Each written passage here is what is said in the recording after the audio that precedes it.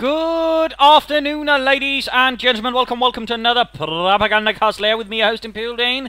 The topic of the day is sort of the more basic elements and sort of bits about the Grenadier, the basic Deutsches Infanterie. And compared to our conscript friends on the Soviet side, this is a 4-man unit. Overall, in terms of comparative strength, they're up about equal. Of course, the difference is, of course, a single Grenadier overall puts down a lot more firepower than a single conscript due to being more accurate and able to fire faster with its Kar-98K. And on the other hand, they're also a bit more durable in form of infantry armor, which does make them overall that way a bit tougher. So in many regards, they're a bit more bullet resistance. They can lay down more fire in that regard. For example, they have the advantage in a building, for example, if they're even firing a broadside, they're able to overall do more damage from a building, compared to, say, the conscript, which is most people always only about, except probably some very rare cases, about 1/2 of the unit, whereas the Grenadier can optimally fire the entire unit outside of a building. So there are some things there in that regard to keep in mind. But of course, the small size also has its disadvantages. And you might be wondering what sort of disadvantages are those.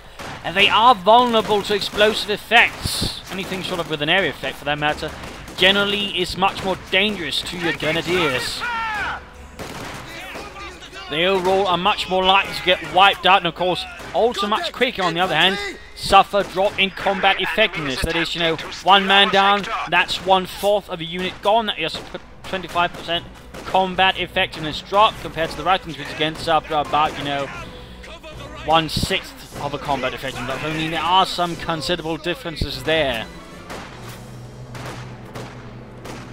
And again, they can simply get wiped out much faster. A mortar strike of one kind can certainly do a lot of damage. Molotovs can also prove a bit nasty in that regard. And there we go, Molotov, of course, in this case, nicely dodged there by once over. But tanks, for example, can also prove to be much more devastating towards your Grenadiers. So those are very much some things to keep in mind when dealing with Grenadiers, which also means, for example, when dealing with tanks, you absolutely want to stay in cover. You don't want to be caught out in the open. That is a very dangerous situation overall. So little things like that are vital to keep in mind. On the other hand, while the Grenadiers again have some of those disadvantages, at the same time they also possess some more interesting advantages in the longer term. They also have access to the field first aid ability. It's a bit so and so with action necessary, but I use it occasionally. It can actually be quite helpful. Though, mind you, can't use the ability on the Grenadiers themselves. It has to be used in another unit, so keep that in mind while utilising your Grenadier, amongst other things. Otherwise, they do possess a wide variety of abilities. They have access to Panzerfaust, which are quite effective. Obviously, being a Panzerfaust, got a nice chance of penetrating enemy vehicles, does alright damage, and can't damage the engine. They also possess the rifle grenade at the 2nd tier, which is a reasonably useful ability, though again can be dodged. Also noting, no, it's only really effective at range. Up close, it can't be used. So for example, in that regard, when dealing with Grenadiers, sometimes the best option is in fact to rush them, so they can't fire the rifle grenade in those circumstances. Of course, there's another vital thing to remember about your Grenadiers. Very vital, in fact. We see here the Model 24 stun grenade. That is part of a doctrine. In that regard, Grenadiers, just like the conscripts, do get some things from doctrines. But unlike the conscript, doesn't necessarily give them different roles. It just sort of further implements the one that is that they're combat infantry. They don't suddenly get the ability, hey Hans, we can repair. Nine. We can't, we're not so Russians, and they can't really repair either, they just get the tools for it. So of course that is something to keep in mind when dealing with them.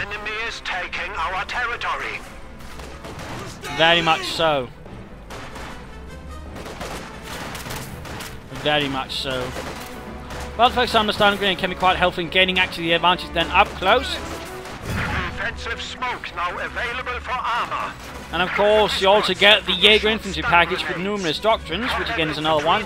And in that regard, conscripts can get weapon upgrades as well, but overall they're never quite as effective as that of the German Grenadiers. And again, that in part makes up for the fact that they're not, in that regard, quicker can get wiped out again. They can also get some much more impressive upgrades which really allows them to then lay down a larger amount of firepower. The Jaeger upgrade, of course, allows them to do so while moving about, but the MG42 upgrade, not to be scoffed at either, though, on the other hand, gives them the ability to when sighted and standing still. Of course, that's important to remember. You can't fire and shoot with the or fire and move with the MG42. You have to stop still and shoot it. You can't do it while moving.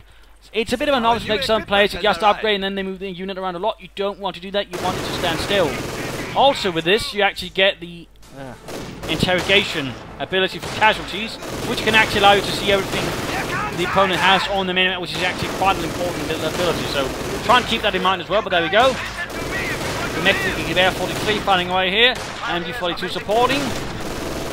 And generally you want Grenadiers sort of to work together, that way, you know, covering up each other and also ensuring overall, in case of casualty losses, I mean overall the effect won't be that great.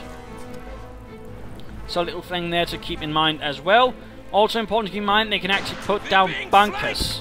Compared to, say, your Soviet counterparts, who can lay down sandbag walls, you can actually put down something a bit more serious. Now we go, submachine gun, sort of the Soviet counterpart again. Can be quite a handful in some regards, getting the advantage, but at the same time, you know, not necessarily as strong as, say, you know, Lehr 43 upgrade. So those are some of the things you want to keep in mind about the Grenadiers. That is, that they're vulnerable in some regards because, again, they have lower squad numbers, and again, some ways can quickly lose, but again, they can get a lot more firepower than your average Soviet infantrymen. And of course, in that regard, you know, they can be modified for doctrine in different ways. They can also gain the ambush ability from one doctrine, and you know, they can also put down trenches or hold down tanks. I mean, they can work together with some of your units, but again, for example, they can never begin repairing stuff, at least not at the moment. And I'd be surprised if that happened. I wouldn't be surprised. Receiving fire! Our squad has been honored by its bravery. So, I mean, there you go.